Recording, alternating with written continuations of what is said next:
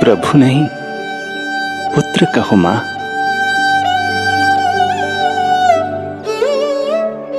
पुत्र, मेरा पुत्र, मेरा पुत्र।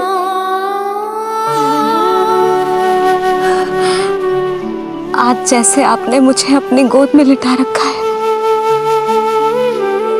क्या कुछ ऐसा नहीं हो सकता कि शीघ्र ही मुझे आपको अपनी गोद में खिलाने का अवसर मिल जाए? आज तो मैं केवल मूर्छित हुई हूं, किंतु शीघ्र ही यदि मुझे आप पुत्र रूप में ना मिले तो मेरे प्राण चले जाएंगे। ऐसा ना कहो मां।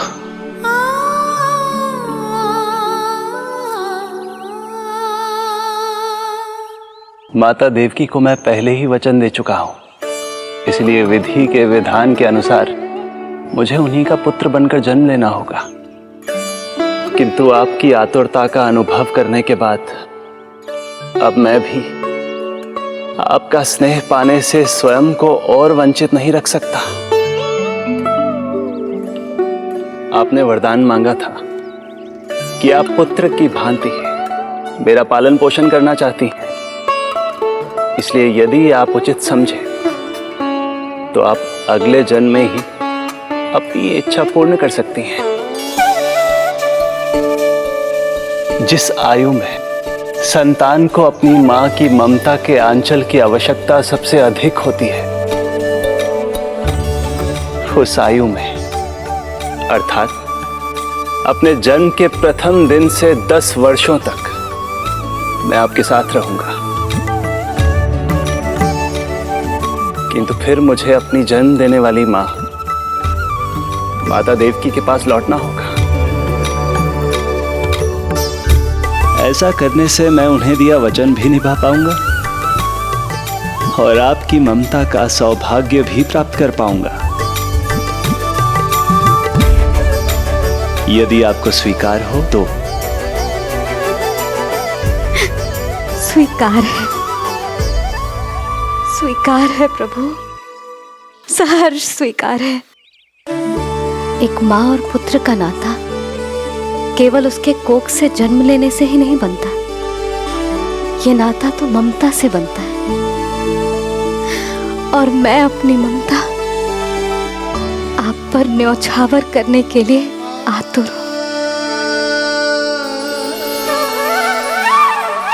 यशोमती मैया के नंद लाला, यशोमती मैया के नंद लाला, यशोमती मैया के नंद लाला, यशोमती मैया के नंद लाला। तो इस प्रकार परमपिता परमेश्वर श्री हरि विष्णु एक ही जन्म में दो माताओं का पुत्र बनने के लिए उत्साहित भी थे और भावुक भी।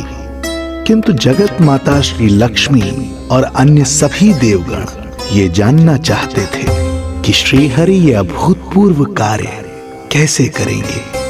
भगवान बोले, ये सब संभव होगा उसके कारण जो मेरे अगले जन्म की कथा का मुख्य पात्र है, कंस।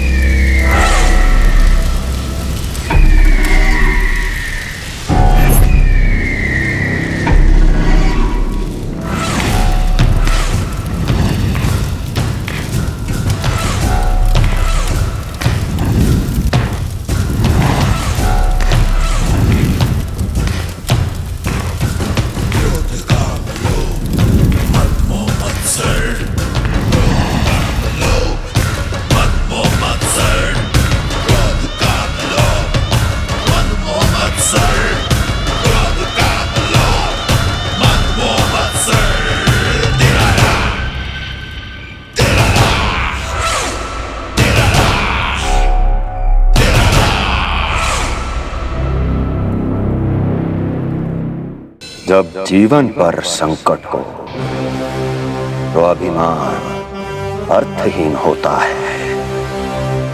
जब प्राणों पर बनाए तो सम्मान स्वाभिमान सब निरर्थक होता है। इन व्यर्थ के मूल्यों को बीच में मत आने दो। और दया उसे तो बिल्कुल नहीं।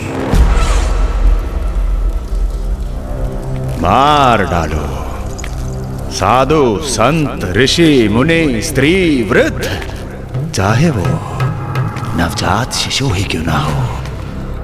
किंतु हां, यदि शत्रु भारी पड़ने लगे, पराजय सामने दिखाई देने लगे, तो उसी क्षण शत्रु के पैर पकड़ लो और अपने प्राणों की भिक्षा मांग लो। अहंकार को आड़े मत आने दो। अग्निः शेषम ऋणः शेषम शत्रुः शेषम तथैव च पुनः पुनः प्रवर्धेत तस्मात् शेषम न कार्येत। अर्थात अग्नि की एक भी चिंगारी, ऋण की एक भी मुद्रा और शत्रु की एक भी संतान यदि शेष रह जाए तो शीघ्र ही विकराल रूप धारण कर सकती है। इन सब का समूल नाश ही एकमात्र उपाय है अपनी सुरक्षा का। इसलिए कहता हूं,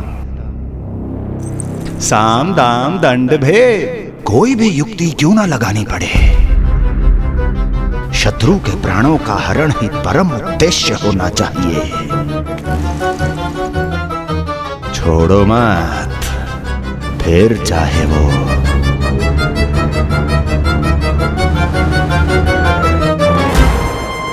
विष्णु ही क्यों ना हो।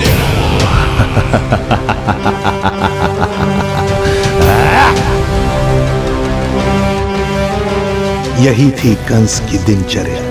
वो प्रतिदिन स्वयं को स्मरण कराता था कि स्वार्थ के लिए किसी भी सीमा को तोड़ने में कुछ अनुचित नहीं है।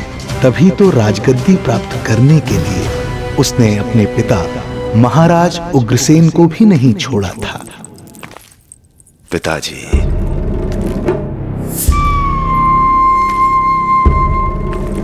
हो सके तो मुझे क्षमा कर दीजिएगा। कल्पना भी नहीं की थी कि मैं आपके साथ ऐसा व्यवहार करूंगा। आपको प्रतीत हो रहा होगा कि मैं क्रूर हूं, स्वार्थ में अंधा हो गया हूं,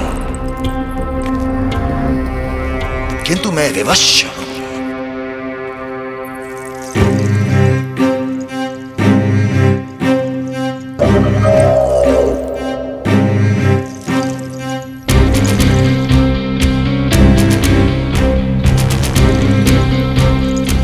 आज से सत्ता का ये भार अब मुझे उठाना पड़ेगा पिताजी, क्योंकि आप तो अत्यंत दयावान हैं। अपनी आवश्यकता से अधिक प्रेम आपको अपनी प्रजा से है, किंतु मैं ऐसा नहीं। मैं अपने शत्रुओं का काल हूं, तभी तो मेरे प्रति दुर्भावना रखने वाले मेरे सम्मुख आने से पहले थर थर कांपते हैं। इसलिए मथुरा का राज सिंहासन मेरे साथ अधिक सुरक्षित रहेगा, क्योंकि मैं आपसे अधिक उपयुक्त हूं पिताजी। मेरा विश्वास कीजिए। हृदय पर गोवर्धन पर्वत रखकर मुझे यह निर्णय लेना पड़ रहा है पिताजी।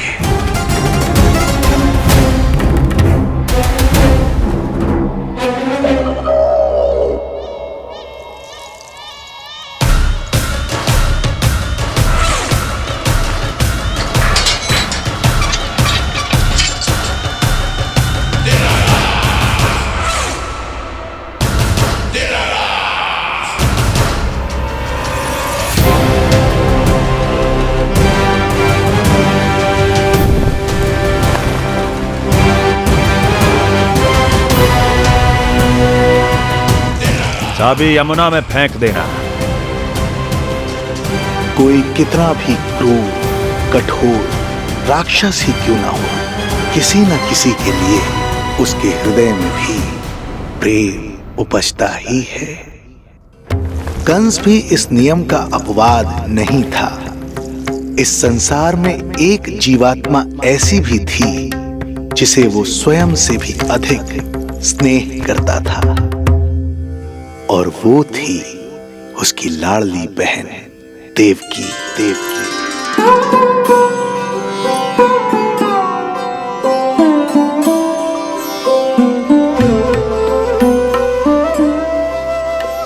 देवकी के लिए कंस एक राजा नहीं, मात्र भाई था, जो अपनी बहन की छोटी सी मुस्कुराहट के लिए आकाश पाताल एक कर सकता था।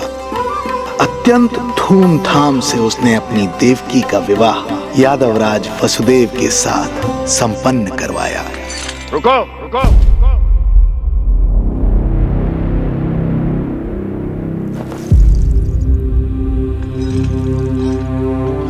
ये आप क्या कर रहे हैं? आप मथुरा नरेश हैं? नहीं कुंवर जी, आज मैं मात्र वो भाई हूं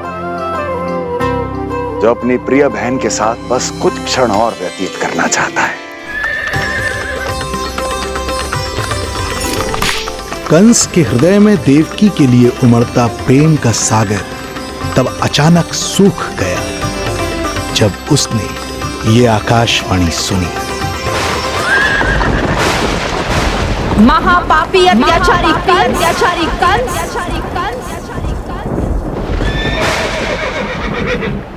जिस देवकी को तू इतने प्रेम से ससुराल ले जा रहा है, वही तेरे अंत में सहायक होगी। तेरा काल तेरी प्रिय बहन के गर्भ से उसकी 8वीं संतान बनकर जन्म लेगा और तेरा विनाश करेगा।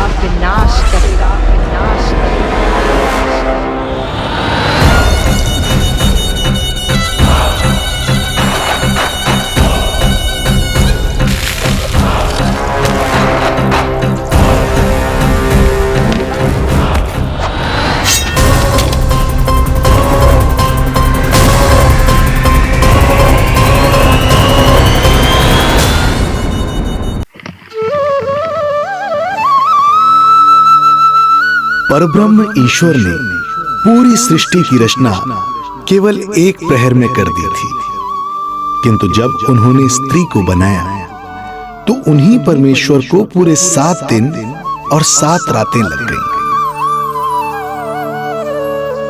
क्योंकि उन्हें स्त्री के व्यक्तित्व में मां बनने की अद्भुत क्षमता का निर्माण करना था, जो अपने तन को असहनीय पीड़ा देकर उसमें से एक नए जीव को जन्म देती है, जो अपने रक्त को दूध बनाकर अपनी संतान का पोषण करती है। वो एक मां ही होती है।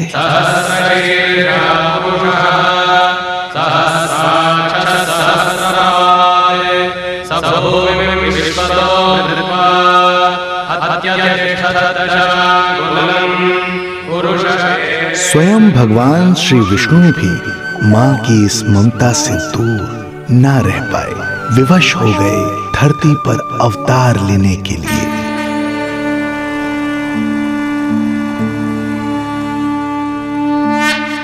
शांताकारं भुजगशयनं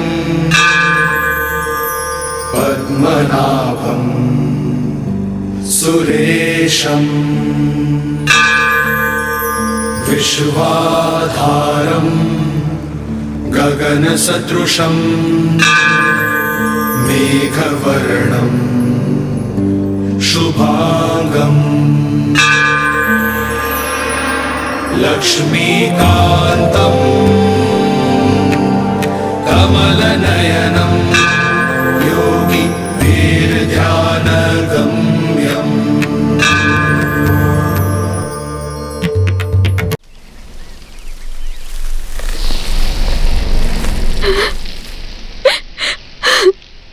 हमारे भक्ति में ऐसी क्या कमी रह गई प्रभु कि अभी तक आपके दर्शन का सौभाग्य नहीं मिला। अब तो सैकड़ों वर्ष बीत गए हैं आपका सुमिरन करते हुए। प्रभु। प्रभु नहीं, पुत्र कहो माँ। पुत्र, आज जैसे आपने मुझे अपनी गोद में लिटा रखा है, क्या कुछ ऐसा नहीं हो सकता कि शीघ्र ही मुझे आपको अपनी गोद में खिलाने का अवसर मिल जाए? मैं तो कहती हूँ अब ब्याह करा देते इसका। तुझे कितना क्रोध आता है जब तू ऐसे बिना बताए घर से चला जाता है। मेरे भाग्य में तो आमन्ना लिखो ही ना है। उस पर जब जे भी भाग जाता है तो मुझे रह रह के यही स्मरण होता है कि कमी मुझ में ही है। यही कारण से नारायण ने बालक ना दियो मुझे।